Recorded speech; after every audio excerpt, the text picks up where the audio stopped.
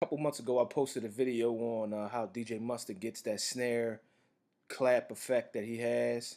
And from that, as a result of that, people wanted me to make another video on how to make a DJ Mustard slash knickknack slash Cali West Coast type beat that that everyone that you hear probably about 100 songs on the radio, and every song almost sounds the same. But no matter how much you hear it, it's a sound that you never get tired of. So without further ado, we're gonna jump right into this tutorial. So if you're familiar with DJ Mustard, you know that he really typically does not use a lot of sounds. His patterns aren't too intricate, but they're very simple. Um, you know that he's famous for the of course the snare clap, the chant that's the hey hey that you'll hear in every song. The bass lines. The bass lines is another thing. So for me, that's where I started off at with this track, was this bass line. So I'm gonna jump right into it, show you the pattern, and let you listen to what it sounds like. Oh, tripping.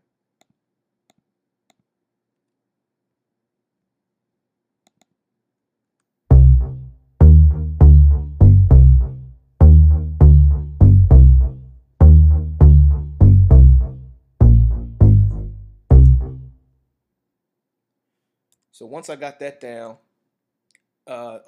again, tempo. Tempo is another key thing. It has to be within a range somewhere between 90 and maybe 105, maybe 110, maybe even 115. But I typically I like that 100 because it got a nice bounce to it. And then once I did that, um, I came in. I got this pluck.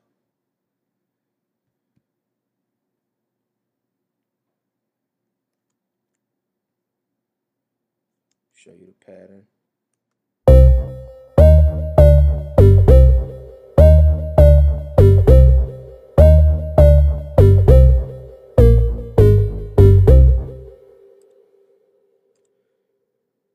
So after I got that, I then moved on to, what did I go to next? The clap, of course, because the clap is the another key thing that DJ Mustard is known for. So here you go with the clap.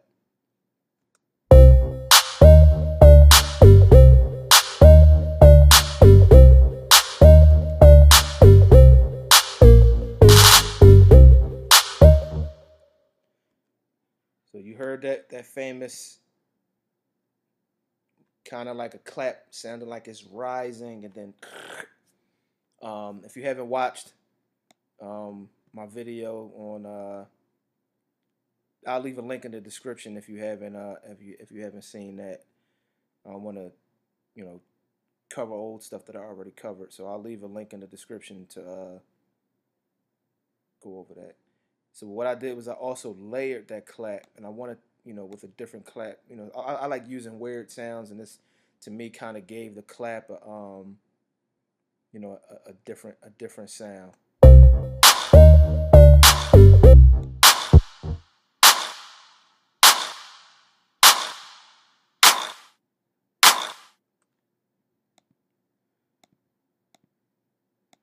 And of course, the last part of this ingredient, the kick, because that's what's going to, along with the bass, that's what's going to give you that other bounce that you're looking for. So here we go.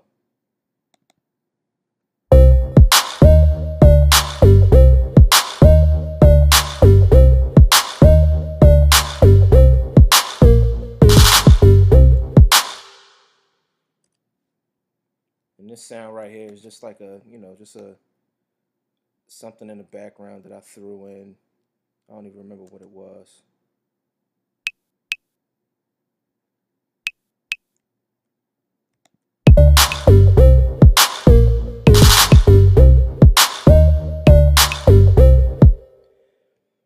And rather than having this same pattern play throughout this entire you know,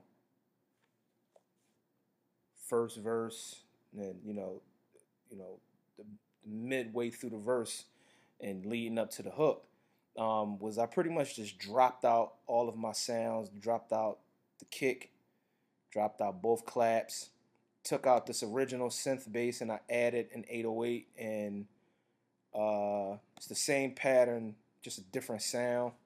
So I'm gonna let you hear what this sounds like, and also I added the famous chant. So here you'll hear it as a transition, and that's another thing that you want to do is you don't want to lose the listener's ear.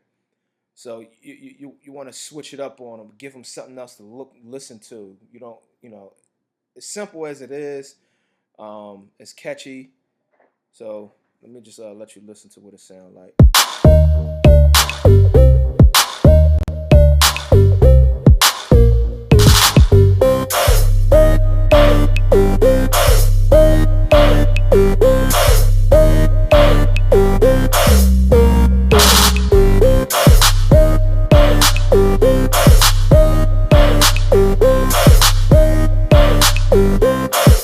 Now, if you notice, what I did was on my 808, I purposely got this break in between my 808. So what I did was on my 808 I adjusted the release so that once this note is once I let go that key, the sound stops, and rather than having it sounds overlapping each other, it kind of gives it a different dynamic of the 808 just cutting out at certain points.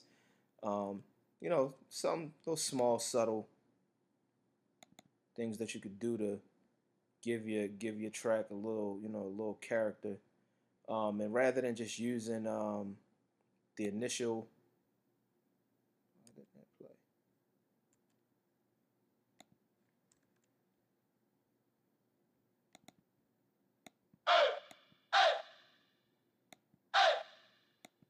To me, it was kind of pitched too high. So what I did was I went down 1.5 notes, and then I also kind of stacked both of them together.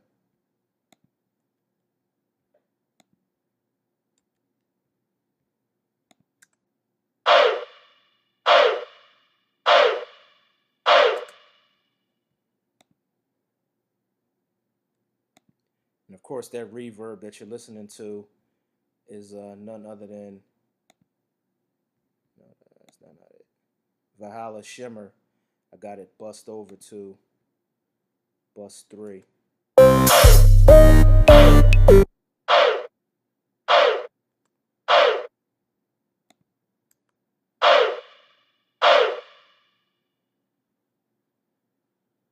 love that reverb, especially on like chants and hi-hats. I love them.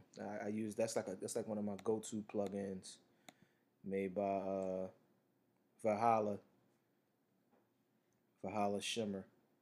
What was the last part? Oh, after the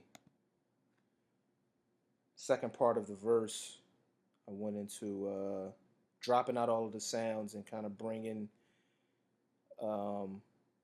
a real melodic feel to the track. Now I'm not going to show you this pattern, because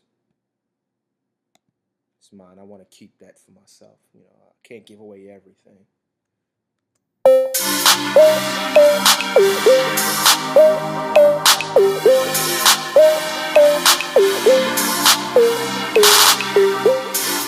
Woo. So very simple. Just speak out 10, 11 sounds. It's just real catchy. It makes the artist's job a lot easier, and this is why a lot of people tend to gravitate towards this sound. One, because it's mainstream and everybody tends to just follow the trend. who knows how long this will be around. And then once this is done, they'll be off and on to something else, and then that'll stick around for a little bit. That tends to be. I only made this, to me, something like this is easy. Beats like this don't. It's no challenge, and I'm not saying this in a.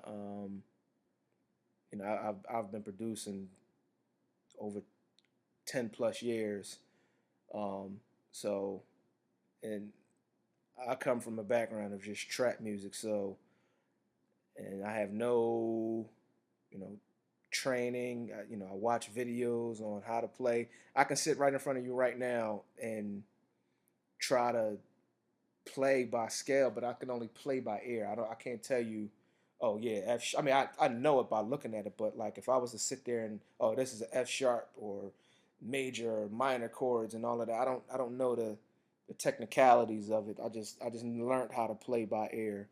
Um, and the way I learned how to pretty much make music is, I started off by doing remakes. I would listen to a song, um, and try to remake a song, and then follow that pattern. So maybe you could do the same thing. So if you found this video useful, um, please like, share, and subscribe, of course, because if you found it useful, um, it's more than likely a possibility that you were able to take something from this video and apply it to your own productions where it can help you advance or add something to your arsenal. So again, I appreciate you for taking your time out and watching this video. Peace.